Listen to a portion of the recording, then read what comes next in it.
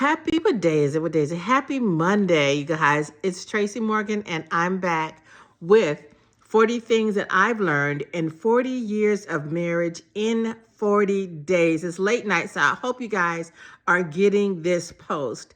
But before I give you my routine and my rote, I do want to give a big shout out to my brother, to my go-to theologian. You know, you should always have a theologian, as my pastor says, on your board. And so he is one of about two or three that I have. So I want to give a big shout out to Apostle Orlando Jasper out of Tulsa, Oklahoma, for sharing one of the things that he's learned. Actually gave us a few nuggets during the course of his marriage journey. So thanks so much, bro. I truly, truly appreciate you. Now, let's get to it, y'all.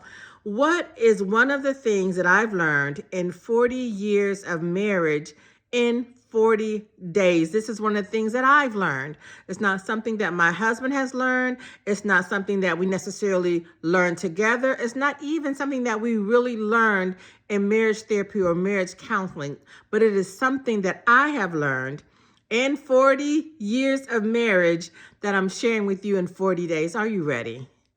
I need you to come a little closer. What I learned, or better yet, what I've realized in 40 years of marriage in 40 days is he's got superpowers. He has superpowers. Get your mind out the gutter.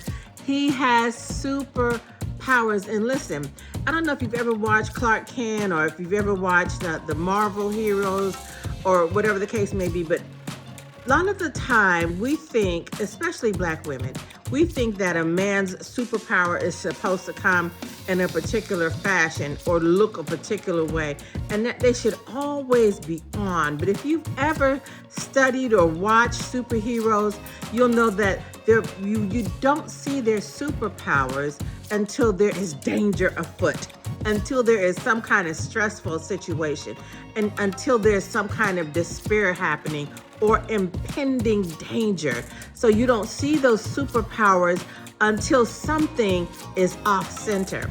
And what I have realized is that when I see those superpowers, or when you have the opportunity to observe those superpowers in your mate, and again, they don't always come as you think they come. They don't always come the way your mama told you that they should come. You know, oh, he's gonna blow up and he's gonna burn the house down. No, that's the Three Little Pigs. They don't always show up the way that you think they do, but when they do, you ought to realize that these are superpowers. These are his superpowers. And so what I realized, one of the things that I realized regarding his superpowers is that they don't just come to him when we're in danger. They don't just come to him in a stressful situation. He was created with those superpowers. He always had them on the inside of him. And another thing that I learned was that when there was danger, when there was impending danger, when there was a stressful situation, when there was despair all around us, he didn't necessarily have to access those superpowers. He only had to employ them. Quick story. We were attending one of my son's college games, and he got hurt in the game. I mean, it's devastating. I don't know if you're a parent. You know, I'm the kind of parent, actually we both are, where we scream and we holler from the stands. At one point, my son had banned me from going to his games because I was too loud. But we're the kind of parents who scream and holler for our children. We scream and holler for our grandchildren. And so while our son was playing college ball, he got hurt. And this was the second time that he had this kind of injury. He was in action shooting a shot, and he let out this, I don't even know what kind of blood-curdling scream. And you know, as a mom, you know the screams of your child, and you know the screams of every one of your child. One child can have this kind of scream, another child can have that kind of scream. And when I heard that scream, I knew it was him, and I saw him writhing in pain.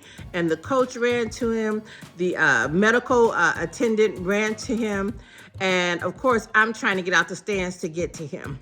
So my husband and I, we pack him up in the car, and we shoot straight for at that time, I think it was called the University of Maryland Medical Center. So we shoot and we're speeding, getting him to this hospital.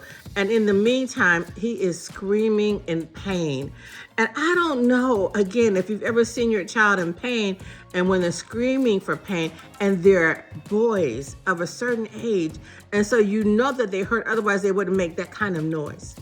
And so when we go into or we go through the emergency doors, Tracy Morgan is already on 10.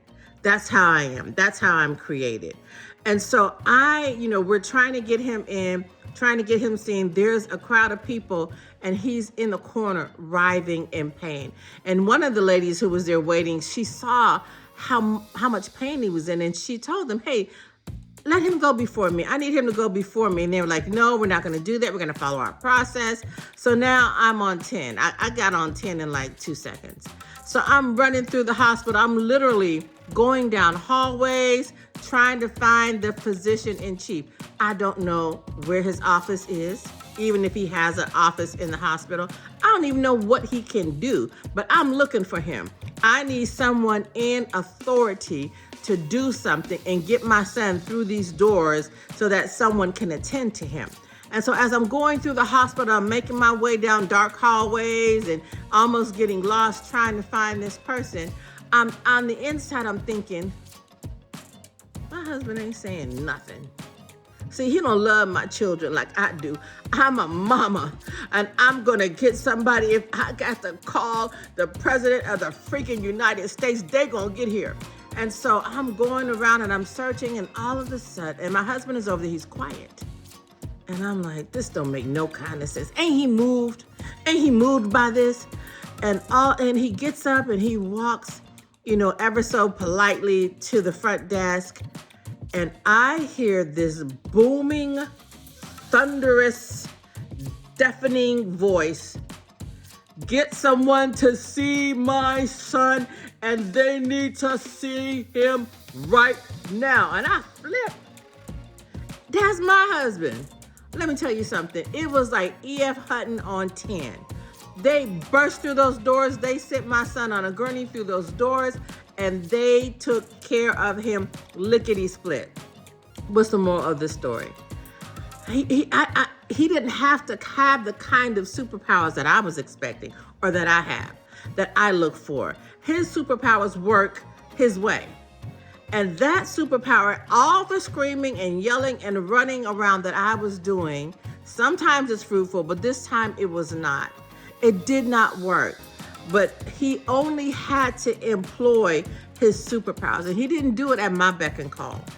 He didn't do it because I was frustrated. He did it within his own timing, within his own judgment. And I realized Clark Kent done went off. Clark Kent is now Superman. And he didn't have to do anything to get there. It was already on the inside of him because he was created with these superpowers long before he met me. And so I just want to encourage you, this is specifically for the wives. Don't try to create your husband's superpowers. Don't try to make them employ when you want them to employ or when you think they should employ. Don't judge him because his superpowers don't look like yours. Don't judge him because his superpowers don't look like the medieval man rushing in full armor with 10,000 soldiers behind him. It could be an E.F. Hutton kind of moment. So listen, thank you guys so much for joining me. Ladies, realize the superpowers in your men and respect them. I'll see you tomorrow.